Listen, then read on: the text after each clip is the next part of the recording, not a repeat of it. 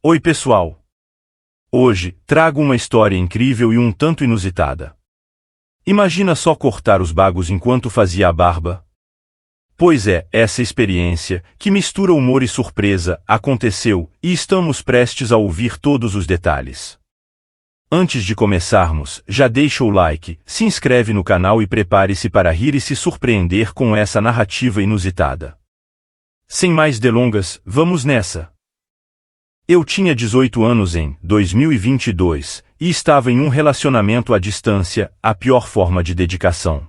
A garota me avisou que estaria sozinha em casa naquele dia e queria fazer uma chamada de vídeo mais picante.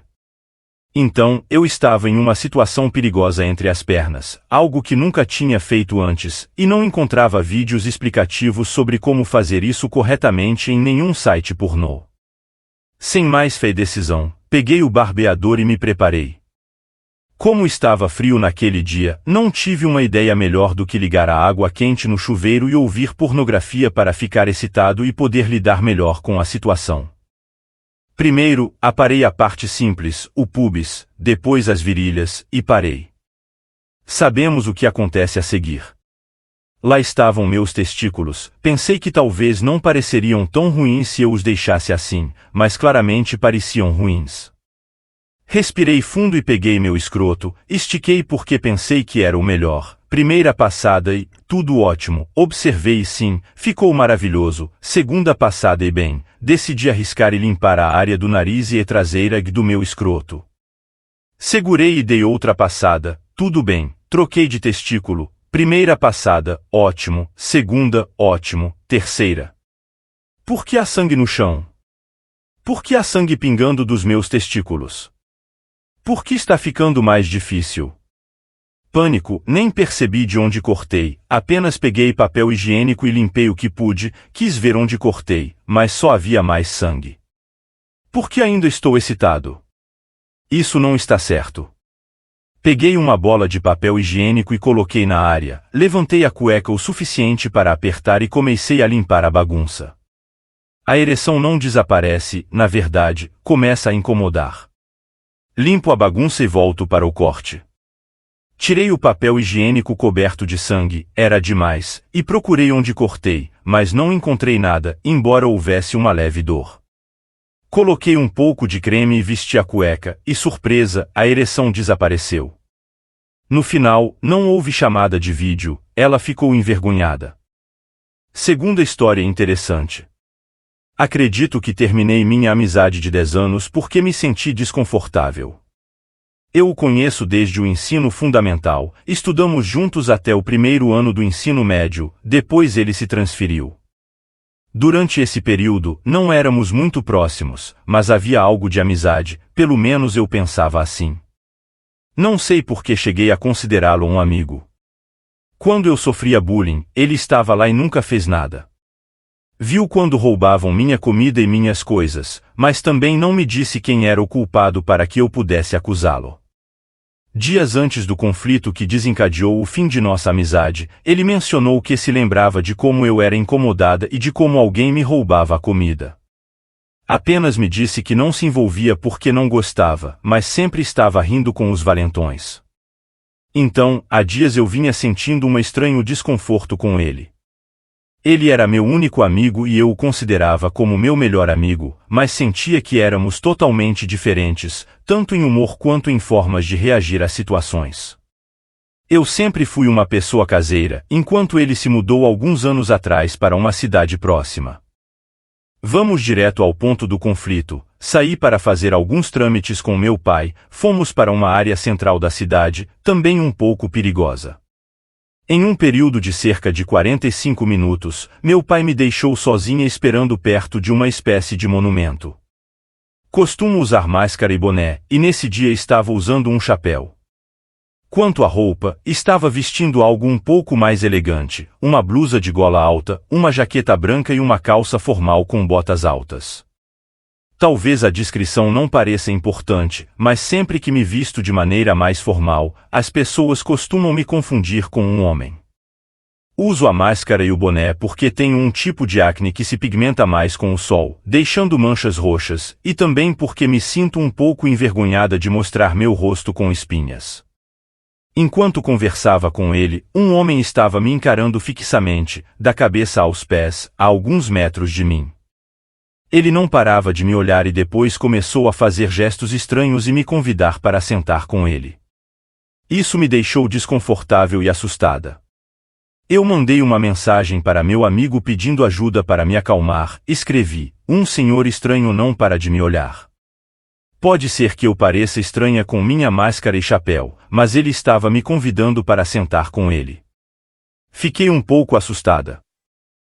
Pode ser que minha descrição ou minha mensagem não esteja suficientemente clara, mas a resposta dele me fez sentir muito mal. Então, ele respondeu: bem, eu acho que esse hábito de usar máscara e boné é um mau costume que você deve abandonar. Eu não sabia o que fazer, estava sozinha naquele lugar, com medo, então só perguntei: o porquê? Ele então despejou todos os seus comentários sobre mim, parecia que os guardava há muito tempo, apesar de só nos encontrarmos pessoalmente uma vez desde que se mudou. Talvez outras pessoas não te digam isso por serem legais, mas parece estranho. Pelo menos, se você não usasse máscara, pareceria mais normal, é o que eu penso. Pode ser seu estilo, mas você precisa evoluir. Me senti decepcionada.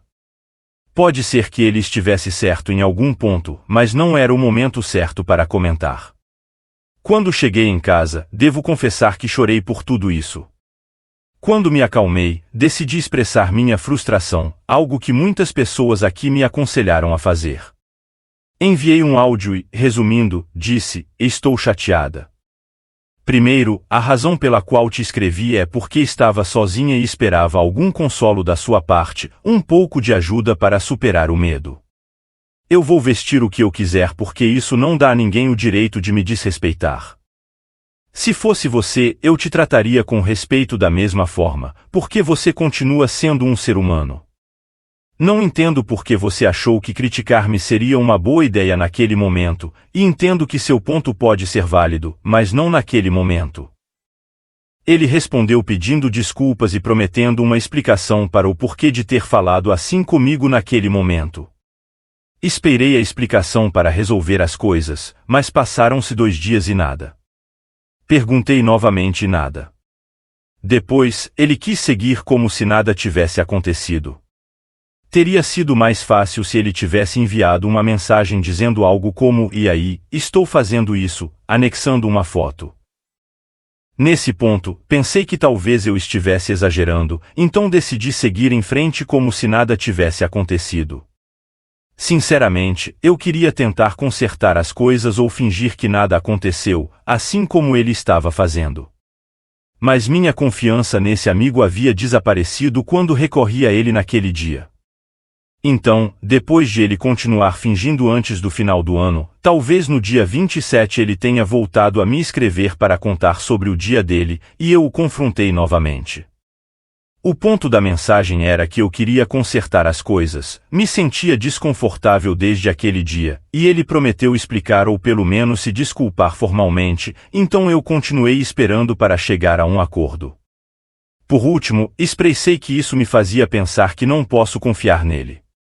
Adivinhem, passou mais de uma semana e ele não me escreveu de novo. Eu me sentia mal por perder um amigo, pensei que talvez eu tivesse exagerado na situação, mas ele também não quis resolver as coisas. Pelo menos poderia ter tentado se realmente se importasse. A última coisa que me disseram é que se ele não responde é porque simplesmente não tem argumentos para o comportamento dele, não quer assumir responsabilidade ou simplesmente não se importou. Enfim, vim desabafar um pouco e dizer que vou deixá-lo ir.